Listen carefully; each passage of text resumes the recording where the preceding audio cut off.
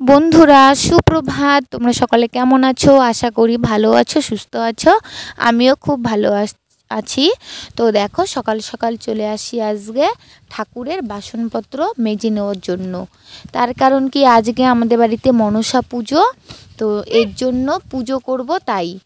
আর এদিকে হচ্ছে ঠাকুর এনেছি বাড়িতে, তো বাসনপত্রগুলো সব মেজে আগেই রেখে দিয়েছিলাম তুলে, কিন্তু আজকে আরেকটু মেজে ধুয়ে নিব। তার কারণ কি, যতই হোক পুজোর আগে তো একটুখানি পরিষ্কার করে নেওয়াটাই দরকার। এই জন্য আমি ধুয়ে নিচ্ছি, আর একটু চকচকে হয়ে যাবে, দেখতে ভালো লাগবে। তারপরে দেখো ধোয়া হয়ে গেল, এখন আমি নিয়ে যাচ্ছি বড় ঘরের বারান্দার ওইখানে। তো এনে আমি সবগুলো দেখো এখানে উল্টো করে রেখে দিয়েছি যাতে জলগুলো ঝরে যায়। আর এই দেখো সরার মধ্যে জল ভরে রেখেছি। এখানটায় দুধ কলা দিব তো ঠাকুরকে, এর জন্য। না হলে কি হবে, দুধ দিলে দুধ সব খেয়ে নিবে, এর জন্য জলে ভিজিয়ে রেখেছি। তারপরে চলে আসছি আসন বানাতে ঠাকুরের জন্য। আমাদের ঠাকুর তো আবার ওই মাটির আসনে বসাতে হয়, সেজন্য তো আমার আসন বানানো হয়ে গেছে।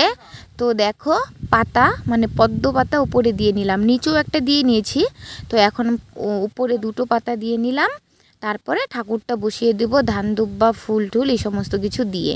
তো তার আগে আমি সিঁদুরটা দিয়ে নিচ্ছি, তারপরে ঠাকুর বসাবো। ওই দেখো ঘট বসানোর জন্য সামনেও সিঁদুর দিয়ে নিচ্ছি, আর মাঝখানটাতে ওই মা মনসার মূর্তিটাকে বসাবো এর জন্য। তো বেলপাতা ফুল এই সমস্ত কিছু সব দিয়ে নিচ্ছি। তো ফুলটা না দেওয়া যায় না ঘটের নিচে, সেই জন্য আমি বেলপাতা আর বেছে বেছে ধান দুব্বা এই সমস্ত কিছু দিয়ে নিচ্ছি। আর ফুলটা দেওয়া যায় ঠাকুরের নিচে, সেই জন্য ঠাকুরটা যেখানে বসাবো সেখানে ফুলটা দিয়ে রাখলাম। তারপরে দেখো ঠাকুরটা আস্তে ধীরে উঠিয়ে বসালাম খুব সাবধানে, কারণ কি খুব ভারী, নিচে ধরে উঠানো খুবই অসুবিধা হয়, সেই জন্য আস্তে করে বসিয়ে দিলাম। তো আবার ঠিকঠাক করে নিচ্ছি, কোনো দিকে যদি একটু ঝুঁকে থাকে কি হবে বলো তো, উল্টে একদিকে পড়ে যেতে পারে। তারপরে দেখো জোকার দিয়ে আমি ঘরটা বসিয়ে নিলাম। তো ঘরটাও সেম একটু নাড়িয়ে চাড়িয়ে ভালো করে ভর দিয়ে বসিয়ে নিচ্ছি, কারণ আবার যদি কোনো দিকে পড়ে যায় ওটা আবার কেমন একটা অমঙ্গলের মতো লাগে না দেখতে, সেই জন্য আগে থেকে সাবধান করে বসিয়ে নিলাম। আর আমের সরাটাও দেখো এদিক সেদিক করছে, তাই জন্য ওটাকেও একটু ভালোভাবে বসিয়ে নিলাম। তারপর এখানটা আমি ফুল তুলসী পাতা এই সমস্ত কিছু ঘটের উপরে দিয়ে নিব। তারপরে আমার ঠাকুর বসানো হয়ে গেল, তারপর আমি চলে যাব অন্য কাজ করার জন্য। তো ঠাকুর বসিয়ে যেটা করে থাকি প্রণাম করে নিলাম।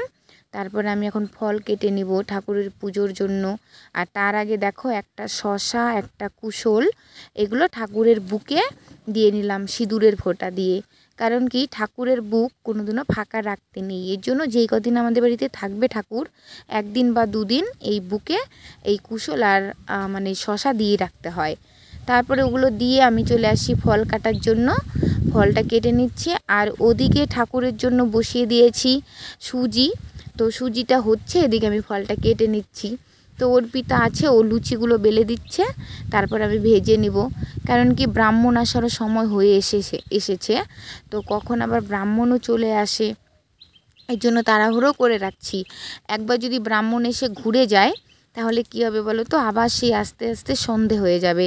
তার জন্য ঠাকুরের একবার পুজোটা বন্ধ হয়ে যাবে, কারণ এখন একবার পুজো দিয়ে নেব, তারপরে আবার সন্ধ্যের সময় আরেকবার পুজো পাবে ঠাকুর, সেই জন্য একটু তাড়াহুড়ো করে নিচ্ছি। আর মাও বলছে যে তাড়াহুড়ো করে রেডি করে রাখ, কখন ব্রাহ্মণ আসবে বলা যায় না। তো এই জন্য দেখো আমার সব কিছু রেডি, লুচি ভাজা হয়ে গেছে, ওই যে সুজি দিয়েছি, মিষ্টি এনেছিল ভাই মিষ্টি দিয়েছি, আতপ চাল, তারপরে দুধ কলা, দুপাশে দেখো খই দিয়ে দিয়েছি ঠাকুরকে, আর ফল প্রসাদ সমস্ত কিছুর মধ্যে ওই দেখো একটু করে তুলসী পাতা দিয়ে সব কিছু রেডি করে নিয়েছি। আর এখন আমি দিয়ে দেবো একটু দুধ জল দিয়ে তিলক, তিলক তো না কী বলে ওটাকে, তিলকের কাঠি তো বলে, যাই হোক ওটাকে ঘষে আমি সমান একটুখানি ছিটা দিয়ে দিব। তার কারণ কি ওটা হলো শুদ্ধ জিনিস, ওটা না দিলে নাকি পুজো নাকি শুদ্ধ হয় না কোনো জিনিসই, সেই জন্য সবখানে আমি ছিটে দিয়ে দিব, ঠাকুরের সামনে দিয়েও দিব, আর ওই ফুলের ঝুড়িতেও দিয়ে নেব, যাতে ব্রাহ্মণ এসে ফুলগুলো যখনই ছিটিয়ে ছিটিয়ে দিবে সমস্ত কিছুতে প্রসাদগুলোতে, যাতে সবগুলো শুদ্ধ শুদ্ধ হয়েই থাকে। তো আমার তারপরে সব কিছু করা হয়ে গেছে ঠাকুরের সামনে। তো দেখো ওইদিকে কাঁচ ঘন্টা আর এদিকে প্রদীপ টদীপ সব রেখে দিয়েছি, আর এমনিতে আমার সব রেডি হয়ে গেছে। তারপরে ব্রাহ্মণ আসলে আমি বসে পড়বো পুজো দিতে। তো তারপরে চলে আসলো ব্রাহ্মণ, এখন পুজো করে নেব। তো দেখো পুজো করা হয়ে গেছে, ব্রাহ্মণ দাদা পুজো করে চলে গেল, ওনাকে একটুখানি ফল প্রসাদ দিয়ে দিলাম খাওয়ার জন্য। তো উনি খেয়ে জল খেয়ে চলে গেল।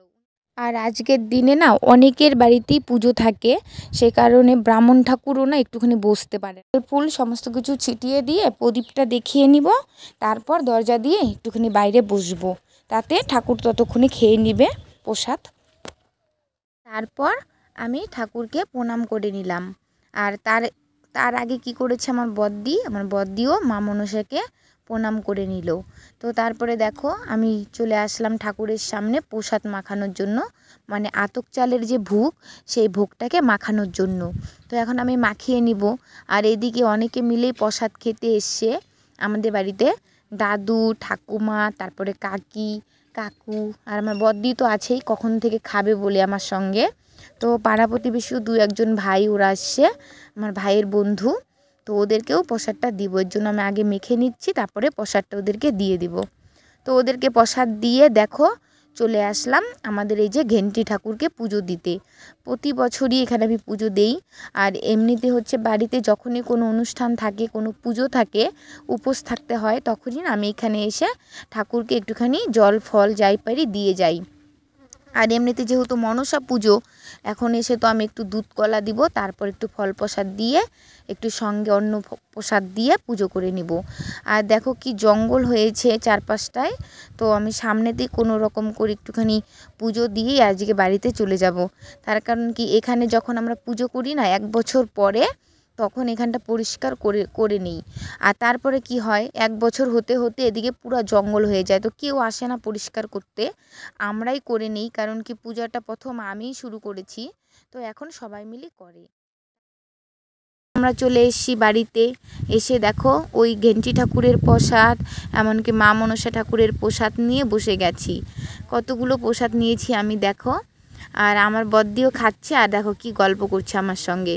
কারণ কি আজকে আমি ভাত খাবো না, আজকে তো খাবোই না, কালকেও ভাত খাবো না, খেতে খেতে সন্ধ্যা হবে, এই জন্য ফল প্রসাদ খেয়ে থাকবো।